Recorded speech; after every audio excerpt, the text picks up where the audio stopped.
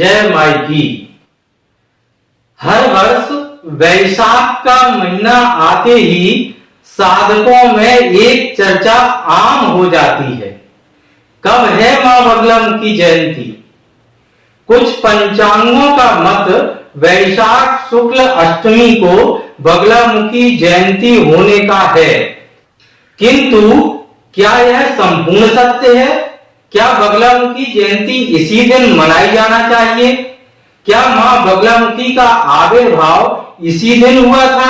इस विषय पर अनेकों के अनेकों मत हो सकते हैं, किंतु शाश्वत सत्य क्या है? किस दिन श्री बगलामुखी जयंती मनाई जाना चाहिए? आइए आज इस विशेष चर्चा पर विस्तृत चर्चा करते हैं। विभिन्न तंत्र ग्रंथों के अनुसार और विशेष रूप से सांख्यायन तंत्रोक्त कथा आती है। कृत युग में एक वातछोह उत्पन्न हुआ। यह एक प्रकार के अति विशेष तूफान का नाम है। इसके वेग से सारी सृष्टि में संकट उपस्थित हो गया, तो सृष्टि का भरण पोषण और रक्षा का दायित्व भगवान विष्णु का है।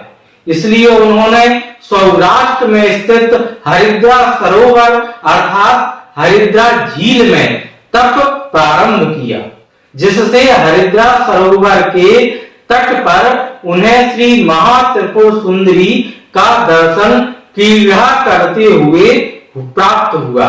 उसी समय उनके हृदय से एक दिव्य तेज प्रकट हुआ, जो मां बगलामुखी के स्वरूप में परिवर्तित हो गया और फिर उन्हीं की कृपा से वातछोह तूफान भी स्तंभित हो गया। परंतु यह दिव्य घटना किस समय घटी? तो विभिन्न तंत्र ग्रंथों का आश्रय प्राप्त करने से यह पता चलता है कि यह सब वीर रात्रि में हुआ। अब यह वीर रात्रि क्या है और कब होती है? वीर रात्रि के संबंध में भी अनेकों ग्रंथों में कहा गया है। चतुर्दशी भौम युक्ता मकारेण समन्विता कुल ऋक्ष समायुक्ता वीर रात्रि प्रकीर्तिता। अर्थात तिथि चतुर्दशी थी, मंगलवार का दिन था, समय अर्धरात्रि का था और नक्षत्र मकार समन्वित कुल नक्षत्र था। इस समय माई का आविर्भाव हुआ।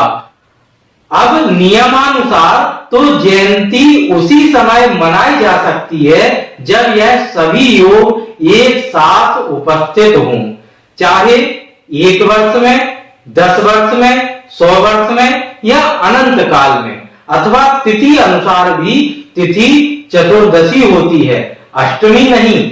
अब यहाँ एक महान भ्रम पैदा होना स्वाभाविक है।